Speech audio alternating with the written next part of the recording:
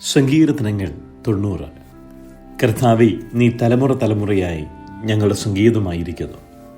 പർവ്വതങ്ങൾ ഉണ്ടായതിനും നീ ഭൂമിയെയും ഭൂമണ്ഡലത്തെയും നിർമ്മിച്ചതിനു മുമ്പേ നീ അനാദിയായും ശാശ്വതമായും ദൈവമാകുന്നു. നീ മർത്യനെ പൊടിയിലേക്ക് മടങ്ങിച്ചേരുമാറാക്കുന്നു. മനുഷ്യപുത്രന്മാരെ, തിരികെ വരുവിൻ എന്നും അരുളി ചെയ്യുന്നു.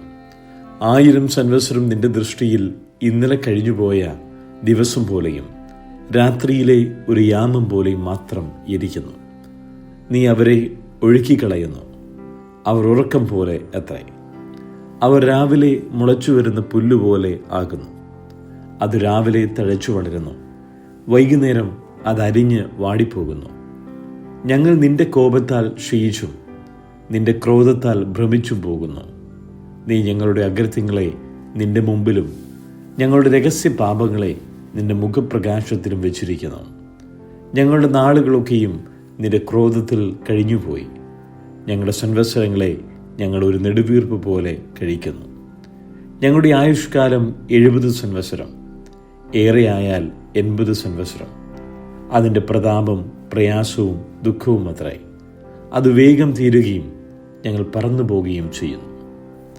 നിന്റെ കോപത്തിൻ്റെ ശക്തിയെയും നിന്നെ ഭയപ്പെടുവാൻ തക്കവണ്ണം നിന്റെ ക്രോധത്തെയും ഗ്രഹിക്കുന്നവൻ ആർ?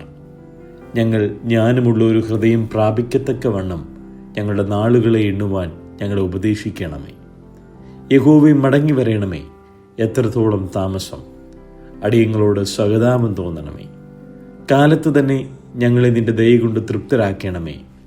എന്നാൽ ഞങ്ങളുടെ ആയുഷ്കാലമൊക്കെയും ഞങ്ങൾ ഘോഷിച്ചാനന്ദിക്കും. നീ ഞങ്ങളെ ക്ലേശിപ്പിച്ച ദിവസങ്ങൾക്കും ഞങ്ങൾ അനർത്ഥം അനുഭവിച്ച സംവത്സരങ്ങൾക്കും തക്കവണ്ണം ഞങ്ങളെ സന്തോഷിപ്പിക്കണമേ.